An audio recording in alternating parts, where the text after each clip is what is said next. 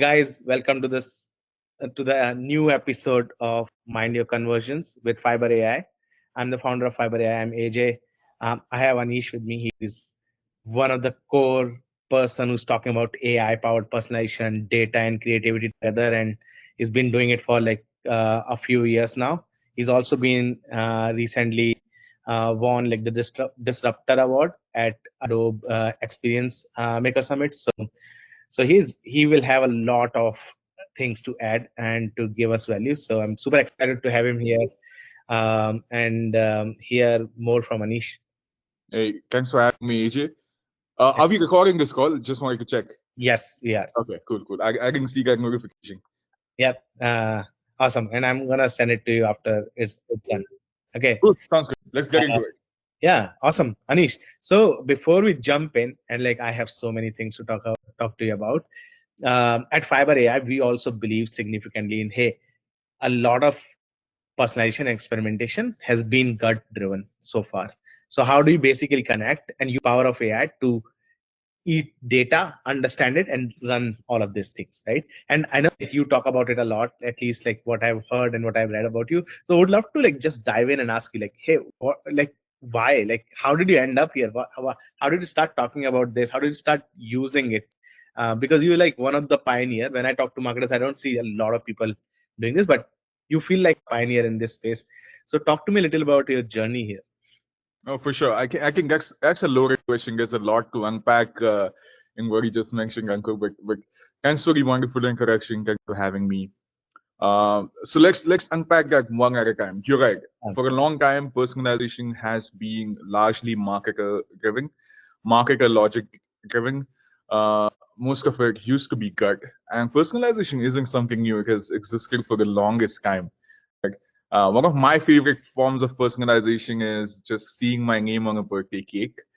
That's too simple and it, it's miles away from what we do in our day-to-day jobs, which is trying to make sure each piece of communication, each experience is customized to the to every customer, right? To each individual that interacts with your brand.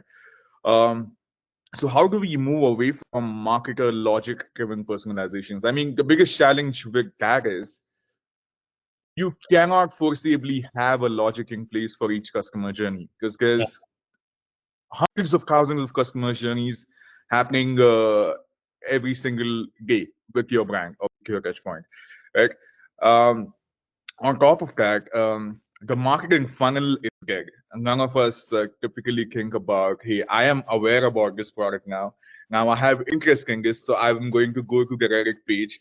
I have desire for this, so I'll go to the Amazon touchpoint, and I want to take an action, so I will buy it. I think most of us go in perpetual thought loops, right, where you might begin your customer journey on Amazon, which is a point of sale, but that's mentally you're actually becoming aware of it, or your brand's website, right?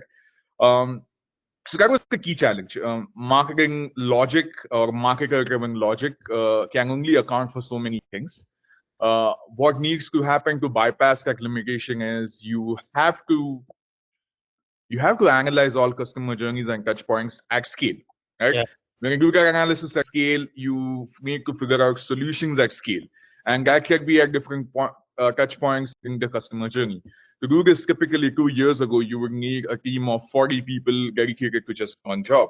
Yeah. But with the help of generative AI, with the help of data models, we can now kind of try and see the forest through the trees, Yeah. try to see the big picture and just figure out, hey, if these are the common points where the customer's falling out of the purchase journey, or these are some of the common pain points that are happening across a lot of the channels, how do we identify them first? Okay, great, you've identified them. Hey, the mail channel and the social media ads both have a messaging mismatch with your website, right? And that's happening across journeys. Yeah. Previously, you would have to do that individually, watch individual session replays, or just do a grid level analysis. Now, with the help of a lot of tools that we use in our day-to-day operations, or tools like yours, I would love to learn more about Fiber. I hope we talk about that in our conversation. we can just take a few steps back and look at the whole customer journey and figure out what are the points of friction. Yeah. Once you identify those points of friction, how do you then lean into individual customer preferences based on what you know about them? Right? Now, that could be through your CDP, that could be through CDP is a customer data platform, or that could be through event level engagement data, like what are the touch points that these customers are interacting with the most and falling out and not moving ahead, and just kind of figure out, okay, how do we make this experience special? And that can be through art, through copy, again, generative AI right there, right? And then try and bridge those gaps, doing an iterative learning process, doing it over and over again. Now, there's Yeah. a lot of what I said in there to Yeah. unpack the loaded question that you sent my way.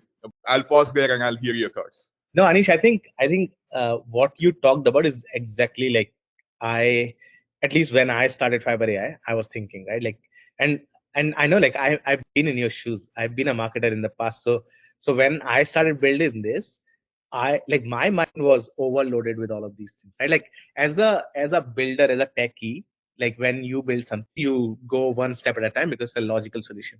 But when you're a marketer, you're not, like, a lot of it is not logic. It's a lot, hey, are people coming from page one to page two to page three, or are they like page one to like social media to Reddit to like chat GPT to this and then page four? Like, so you cannot bring in logic all the time, right? Like, so I think my excitement was I can talk to my analytics tool, figure out the insight now, which was never possible earlier, right? Like, that was my core excitement. And then you can figure out, as you rightly said, hey, what experience should I show them based on what learning I've got from them? Right? Like, and so yeah, so I agree with you, but like, I'll follow through on purely on the analytics front, right? Like, when you think about, so I can understand a personalization which we talked about is like a birthday cake personalization. I know, like, we have done it a lot as marketers when it comes to email marketing, right? Like, that kind of personalization. Hey, first name.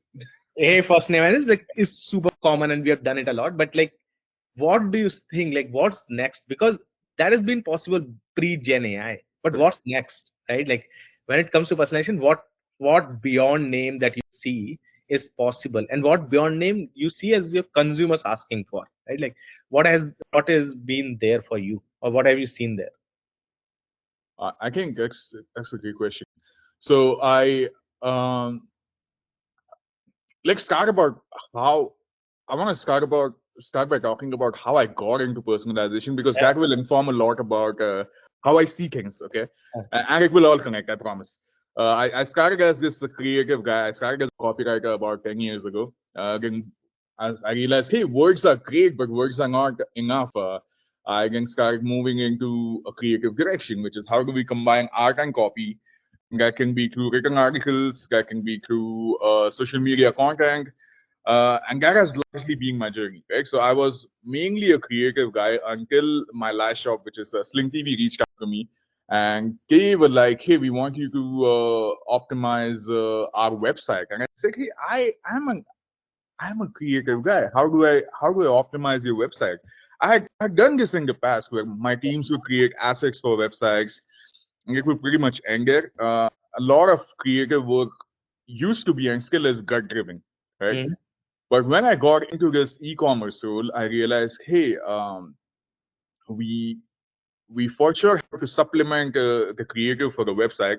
Again, taking a step back, what is a website? A website is three things: art, copy, and code. Yep. Right? I'm not a coder. I understand business problems and what could be a potential solution to them. So I leave the programming team, the operations team to figure out the core piece. But I really know art and copy well. Now, when you suggest these changes or enhancements to any piece of key product touch points like a website to a business, you can't just say because I said so, right? I may have been an award-winning marketer, which I have been. I may have done excellent creative work, but that's all in the past. Yeah. So I had to learn analytics. To your point, I used to be the guy who used to get those questions that you will typically ask an AI assistant or an analytics tool today through my CMOs and my senior marketing leaders. Like, hey, what is the conversion rate on this, and why is it better than that last creative you used? So I had to really get into the analytics of things to just Mm. justify my creative choices, right? Correct. that was my journey from being an all-out right-brain creative guy to now kind of trying to use my left brain as well. And then slowly I realized, hey, if you combine analytics with creatives, you suddenly have a lot more influence because your stories are grounded in reality. Yeah. You can say things like, hey, by using video assets in the hero, our conversion rate goes up by 30%, Yeah. which will mean you make $30 more on every $100 that you used to bring in anyway. Now, that's a compelling story, right? So that is the transition from, okay, being a creative producer, creative assets producer, creative director, to now understanding analytics and trying to influence decisions. And then I realized on this journey that because it's a digital medium, it's not a billboard or it's not a TV spot that I'm writing to influence everyone at once. I'm no longer looking for, okay, in theory, I have the option to not just create something which is the lowest common denominator for everyone who's interacting with that touch point, right? Yeah. I have the opportunity to tailor something just for Ankur who's coming on this website. I have the option for creating something completely different just for Anish who's coming on this website, right? I realized, see, this is called personalization. Now, I had heard a lot about it at all these conferences that we go to, and it's been a hot personalization at scale has been a hot buzzword for a while. And I realized, how do we do this? So I said, hey, uh, it all started with the end vision. And you asked me, what is my vision for this? My vision was if anyone's coming to the website, can we try and replicate the Facebook feed or the Instagram feed, right? Where we are all, you and I, we both use Instagram or LinkedIn. We are looking at the same interface, right? Yeah. But the content inside that interface is completely different based on my preferences to your preferences, right? And that is the vision that I have been pursuing is whenever a visitor comes to our website or interacts with any of our channels, can we tailor that communication based on your preferences, Yeah. right? I work for a TV streaming company, which means you typically use our product and our service to watch live TV. Mm-hmm. Live TV in itself has so many programming options, right? You've got sports news and entertainment. That's the broad category. Within sports, are you a football fan? Within football, are you a college football? NFL fan? Are you a basketball fan? Within that, are you an LA Lakers fan? Are you a Denver Nuggets fan? Right? Can we predict what are you actually interested in and reflect that on the channels? The assumption is if I show you what you're interested in on your first visit, without you having to make any efforts to tell me what you want, Yeah. I will be able to make that experience better for you. Yeah. And a better experience is something you engage with a lot more, something you don't bounce off as often, and something that increases the probability of you giving your money to the business. That's the vision. Individual experiences tailored to everyone's interests, and we're making a lot of strides in that direction. Yeah, this sounds fascinating, Anish. Like, also gives me goosebumps because this is how I started. Right? Like, Oh, my that's interesting. Tell me more. Great yeah, minds, right? my thesis was, hey, when it comes to life cycle marketing, yes, we do know about the customer. We have CDPs, and like we can do personalization. Makes sense. But still, nobody does it, right? Like people stop at comms. They It's don't a go hard to job. the It's a hard job. but if you think about like if you think about the entire other martech or ad tech space, people stops at comms and people say, oh yeah, this I don't know about anything about the visitor, but that's not true. If they have clicked on an ad of yours, that gives you an insight on what they are interested in. Like you have that creative, you have that copy, you have that search keyword, you have the targeting, so you know a little bit about them, right? So if you have that trove of data, you can make personalization on the website. Like it's not that you have to show them the static brochure kind of page. No. Unfortunately, I have never seen anybody connect ad ecosystem with websites, right? Like it's ad ecosystem, super personalized, walled gardens, Facebook shows stuff, search intent shows search intent, and then your website brochure, right? Like nothing else. And so that's what we started. Like I call it uh, connection between your ad ecosystem and your website, because Very well. if you do that, that's the string that ties everything again, right? Like, and that's what we are trying to do at Fiverr AI. Like the whole idea is, if they've seen say for in your example, if they're Lakers fan, if they've seen and clicked on a Lakers image, I want to show on my website a Lakers image or a quirk about Lakers, like all of those things, so that it just interests them a lot more. Don't bounce; they read more because it's all about hooking in, right? Traditional sales, like I go and sell a lot of people, like B2B personally. Traditional sale is all about, can you make a connection with the people, right? That's what we're trying to do on website, and so At I scale. agree. At I scale. agree. Yeah. Yeah. Yeah. Oh, that's awesome. Yeah, Yeah. that's really cool. How do you do it with Fiber AI? Tell me about it. Yeah. So like the way we have done it is basically we created AI agents, and the idea with the agent was that we need to make sense of data. We need to see what's happening. So basically, we connect your ad account to the agent, and we connect your website to the agent. Now, website connection is very similar to like old age personalization tooling out there, right? Like the big ones, the big names, and the small names, and everybody, right? But on nobody ever connected ad ecosystem to the website. So we just use that workflow, and we said, okay, if the keyword is say like the keyword is credit card for flying or like travel versus credit card for groceries. In both cases, rather than showing them the same message on the website, I'll show them specific to that. And so when I agent reads the messaging and the creative on the ad, it suggests the changes on the website, and in one click you can implement. Oh, wow. Oh, that's Now it's impressive. one is to one ad to one agent, one website, one keyword to one website. So that's how we do it. Yeah. Good. That is incredible. We have to talk more about Fiber AI. I hope you can take me through a demo at some point in the near Yeah, future. for sure, man. Like for sure. I think I'll walk you through it. But Cool. but coming back here, so I know, like Anish, you have talked a lot around um, when it comes to AI, when we talk about AI powered personalization, when we talk about data working together with creativity. There is also, there is also a lot of it from a marketer point of view, that will AI hallucinate with my data? Will the creativity that comes out of AI is on brand with me, right? Like a lot of this is also a question. So there is always a balance between, hey, do I do hyper personalization, which requires a lot of time even with AI because I have to recheck everything, or do I not do hyper personalization, do the cohort personalization, right? But yeah, so bottom line, the first ask is, do you think brands we open to accepting AI with some hallucination, or like how do you think we can overcome this? And second, do you think hyper personalization versus cohort personalization, cohort which people love, marketers, all of them love, versus going one is to one, like where is more meat in this system? Oh, okay. Let's unpack that one at a time. Uh, oh, let me think about this.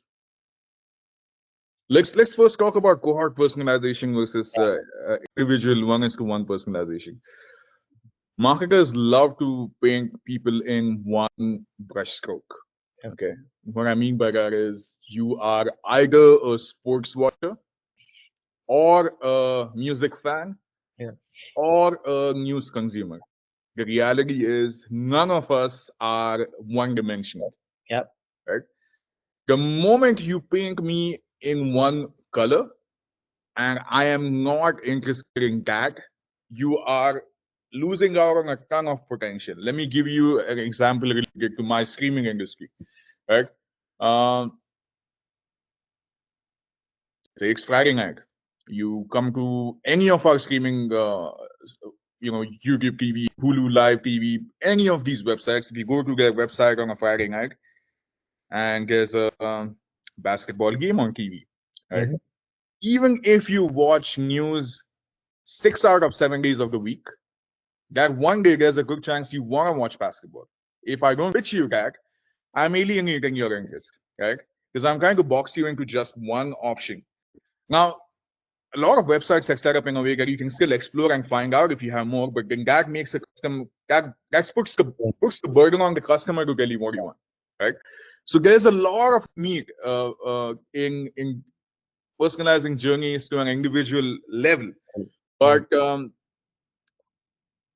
marketers have to level set and understand that people are not one dimensional. Yeah. It's easy to think in cohorts because it makes your job easier, right? But when you understand the core human insight that the same person can be interested in a multitude of things, depending on the time of the week, sometimes the time of the day, and then you lean into that, that's when you can really be true to your customer and then true to your marketing goals. Otherwise, you're trying to oversimplify things.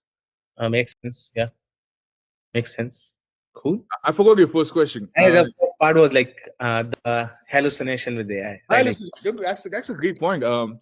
So I was, I mean, our company was one of the first companies to embrace AI at scale at an enterprise level. Okay, this is 2023. I I come from a creative background.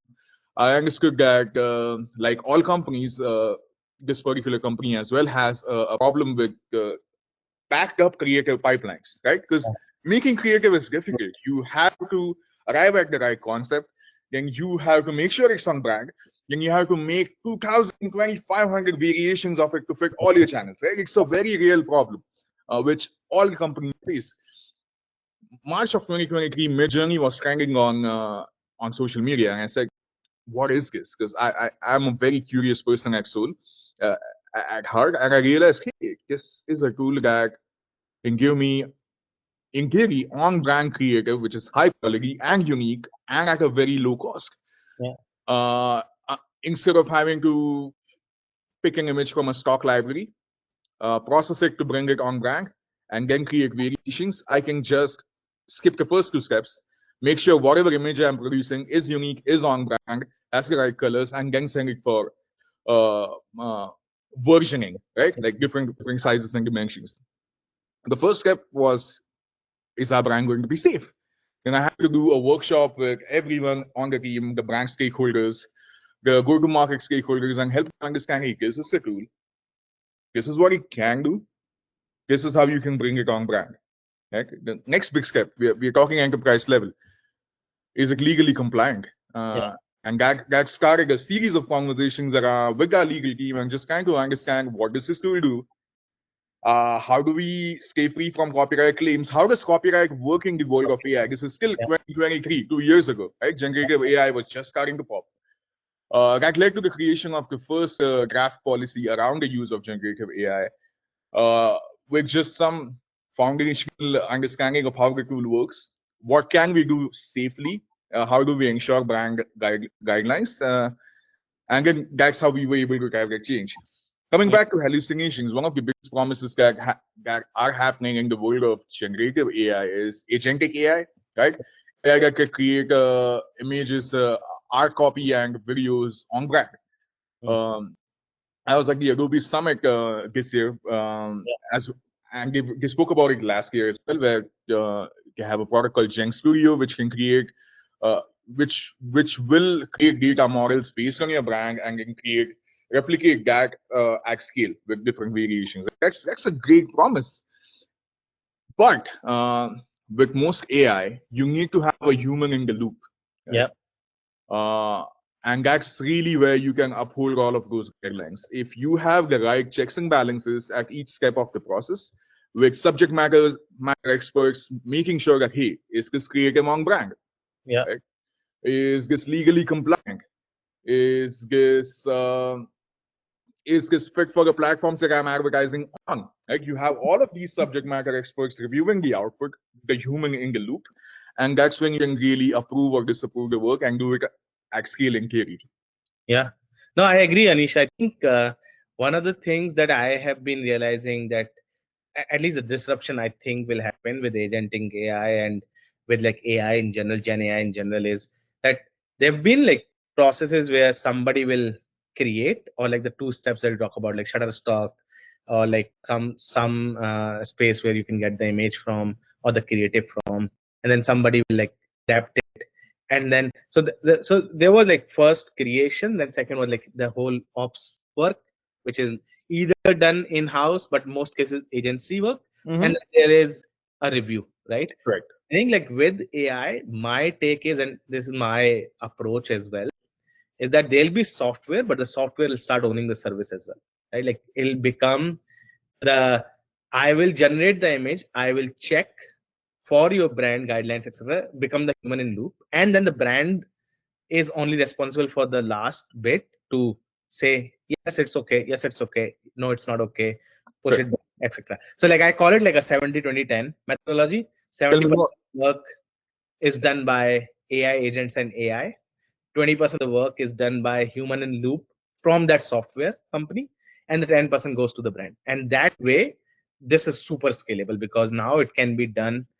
You don't need like you really don't need like an agency or like external markups people or hire folks to run a software, which has been like that problem with software, right? Like you get a software, then you get like two people to run the software, and then you like more people to do it. So it's software is never a software cost, it's a software cost plus peripheral cost as well, right? Like so that's, I think with AI that could be possible. Like that's where we see, like when we say CRO and when we are talking about CRO at Fiverr AI, our goal is, hey, we do the 90%, brand does the 10%, but the 90% is like proof read, no hallucination on brand, so that brand can decide, yes, this looks fine, this doesn't look fine, etc., right? Like, and I so mean, yeah, I agree with you, like where this is coming from.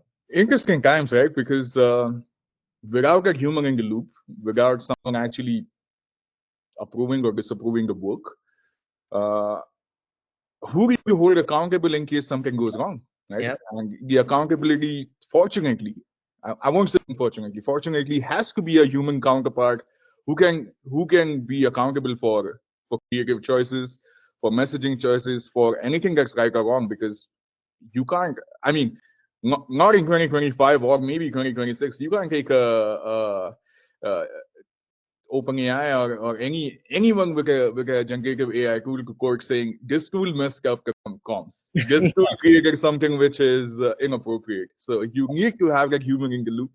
The nature of work will change. yeah, You will uh, you need to have a foundational understanding of anything that the tool is working on to yeah, understand if it's the right output or not. So yeah. yeah, I, I I agree. agree. I agree. Like one thing, like I don't know, like what's your take on it, but I see websites. If I have to think websites first, I see websites being run as more like a PMAX campaign of Google, right? Like Tell me more. automated, like PMAX is automated or adaptation is happening, but the initial setup is done by a human. So it's kind of like human in loop, but automated. Like so your personalization, experimentation, everything is automated. So that's how I see it. Like it's easier for me to explain to a marketer, hey, this is like a PMAX campaign. Like your website run like a PMAX campaign. So it's like automated, everything is personalized, everything is like experimented well, but you have to set it up first. Right? Like what's your take on it? Like Yeah, do that's you a great parallel. That is a great. I'm gonna steal that one. Thank you, AJ. Thank you, Awesome. Ankur. Yeah, yeah. Hey, Anish, quickly, like I know, like when I talk to, at least when I'm in Silicon Valley, when I'm in SF, when I talk to marketers or when I talk to anybody out there, they're like, "Oh yeah, but websites will die. Why do website exist?" What's your take on that? Like, do you believe websites are gonna die? Like they will not exist in couple of years? That's a bold statement. I don't know. No, I don't know. I'll tell you why. Depends on what purpose the website is serving in your customer journey. Right? Hmm. If it's a point of sale, you can replace a point of sale. Uh, a lot of Meta tools have an in-app browser, Yeah, have an in-house shopping capability. TikTok has a TikTok shop, which is a point of sale. yeah, Right? If it's a point of information and education, that could be your social feed.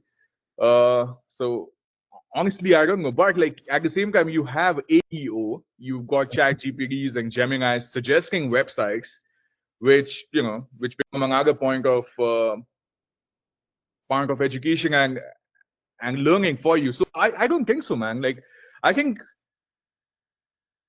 that's a, I don't think websites will die because it's a different touch point. You need to have multiple touch points for the customer to either be educated or engaged or informed. The more touch points you have, it's better because now I'm reflecting on my own customer journeys, right? I may discover an ad on Instagram and yeah, I'll click into it and it will take me either to the in-app shopping page, which has all the information I need, but it doesn't have customer testimonials. So where do we place that?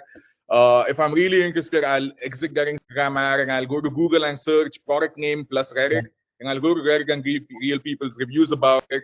Then I will go to check the website just to see if they have an exclusive sale. So I think it's important for people to feel like they have a choice in the type of purchase they make and how they want to make it. Yeah. Short answer, I don't think so. Having spoken through all of that, I don't think websites are dying. Maybe the nature will change, but it's always important to have multiple touch points. Unless you can create an omnipresent touch point which will give you everything. Now that I think of it, that could be your chat, ChatGPT or yeah, some other chatbot. yeah, your AI assistant. But yeah, we are far from it. The websites are gonna be in business for a while. Yeah, like my fundamental belief here, like when I think about it is, and I think about business, I always think about it from the point of business. I can totally accept websites dying if Facebook starts sharing data with Google, Google starts sharing data with ChatGPT, ChatGPT starts sharing data with Perplexity, because if that does not happen, your customer who is buying within the Meta ecosystem remains in the Meta ecosystem. You have no retargeting on Google, Where? Bingo. Yeah, right? yeah, And so, unless these platforms where the acquisition is coming from start talking to each other, there is no single thread other than website which basically shares data. And so that's how I feel it. So I always make a business case. I always say yes, websites will die if this business case suffice, but none of these players will ever share data. So the common thread will always remain active. Like you yeah. will always bring people to your website so that you can retarget them, get them somewhere, keep talking to them. But, this is a great conversation. As someone, and you will empathize with this, as someone who wears both caps, right? As a marketer and as a business owner, dude, your website is the data you own. Yep. You are not no longer relying on the walled gardens of social, like you were saying before, to to have first party data, like PII. Uh, sorry, to have PII, and because of the immense value that data has, Yep. marketers and businesses are inherently incentivized to have a website, which is why um, lot of online companies or e-commerce brands will have a Shopify or a point of sale enabled website, because that helps them to collect that first party information, which listing the same product on an Amazon will not have. Outside of the profit margins, when you Yep. have a transaction on your own website, it's more profitable, but you get more data which you can then plug into the advertising ecosystem and get more customers. Yeah, exactly. Like so, like if I was talking to like Meta folks sometime back on Instagram Shop when they were like super crazy. Like I think they hit somewhere like 100 million revenue with that, and then they still decided not to go ahead with it. And the reason was it was still minuscule. People were still sending folks to their own website because they felt that was the right place to be in. Same for TikTok Shop. It's not like a rocket ship right now. Correct. Yes, it has been there. People use it, but people try to send it back to their ecosystem. And like a lot of people just so we were in touch with like customers, investors, etc. And a lot of people are like, oh no, ChatGPT is launching this Shopify integration, and then there will be no requirement of a website. And I was like, yeah, I don't know. Like this happened with Meta. This happened with like TikTok. Google tried it. Never happened. I don't know. Maybe it will happen. Maybe we'll not see it. So I yeah. think the website is a fundamental, like it's a manifestation of how humans shop, right? Like Yeah. think about all the times through history. You have a shop where you make a purchase, Yeah. right?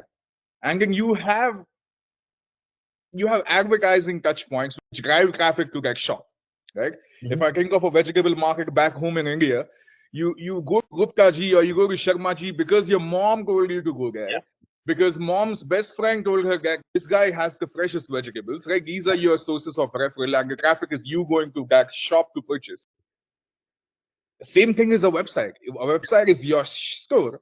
You've got a chat GPT today, a Reddit, a social programmatic display, PMAX driving traffic to that shop. Now you can have a franchisee on an Amazon shop in a mall, right? And Amazon is like a mall where you have your own shop, and you could sell there as well. But well, it's a shop in a mall, so you have to pay rent.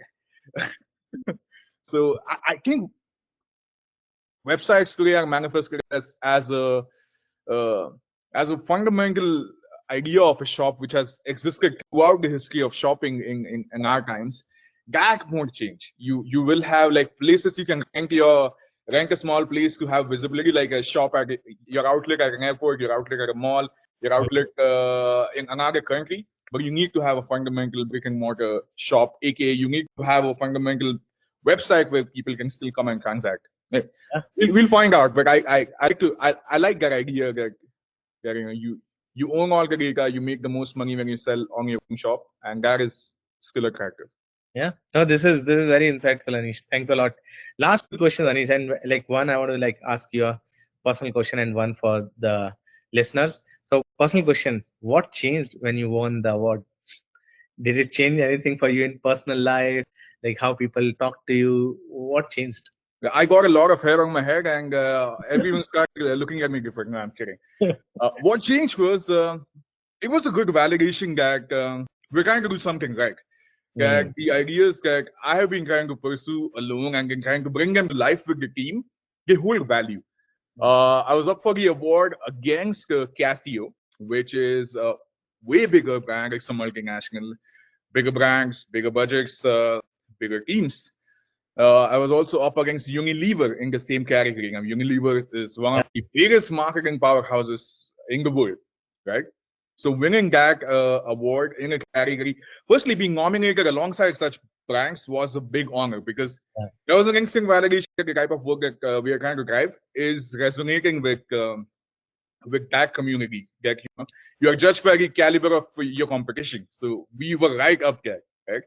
And then winning that just meant that all the impact that all the things that we spoke about personalization, about approaches, what's the big idea, how do you try to connect those journeys, that is working, that is driving bottom line business impact, and that is also respected by the community of people who are trying to do the same thing. So mm, it was just great validation that hey, we're doing something right. I'm able to drive something right. You have to keep doing it. You have to keep scaling it. So firstly, it drives bottom line impact to the business that you're doing it for. yeah, Right? Without that, I'll be out of a job. We'll be out of customers. And the second is you have to keep going. This is not the end. It's just a good checkpoint on the journey towards doing bigger things. makes So sense. that's what changed. Awesome. Earlier, I was thinking, is it even working? We can see numbers. The numbers say it's working, but what about in the community? Are we doing this the right way? So many people are trying to crack the same nut. Just told me that hey, we have cracked the nut, but there's so many more nuts to crack. Yeah. So great. And this gives me segment to do my second question. What's one core advice that you give, like when people think about a personalization, experimentation, like even data and creativity? Like, what's one core thing that you want to talk and tell them about that this is what they should be doing, like especially marketers? So, okay, two prong question for Yeah. creatives, and I am a passionate creative. Uh, David Ogilvy, and then his protege, Piyush Pandey. My biggest inspirations for getting into advertising because I love creative work. The biggest advice for creatives today is creativity is changing. It has changed. You Hmm. have to understand how your creativity works with data. Become data literate, don't be data agnostic. I used to be that. Like, hey, I'm a creative guy. I don't need data. I don't need Mac, right? But the moment I embraced data, it and along with a really well-built creative muscle, that gave me influence and that gave me an opportunity to do bigger things simply because now we don't just have something that looks good, but you Yeah. also have something that you can tell performs well because of your data literacy, right? Got So creativity that performs is creativity that wins. For creatives, embrace data, work with engineers, work with data scientists, understand how you play a big part of that picture. For people practicing personalization, the biggest learning that I've had in the last 2 years that I've been trying to drive this is all of personalization depends on clean data. If your data sources are not clean, aka if you don't have the right signal, how will you point someone to the right direction? Yeah. Right? If your traffic signal is broken, what do you have at an intersection? Everyone colliding into each other, right? And that's legal. Got it. Yeah. Hey, awesome. Hey, thanks, Anish, for this. It was lovely talking to you. And yeah, I'll share this with you. I'm super excited to just like share what we are building and hear your experiences. Yeah, I want to go through that. And thanks for having me, Ankur. Uh, this is a good conversation.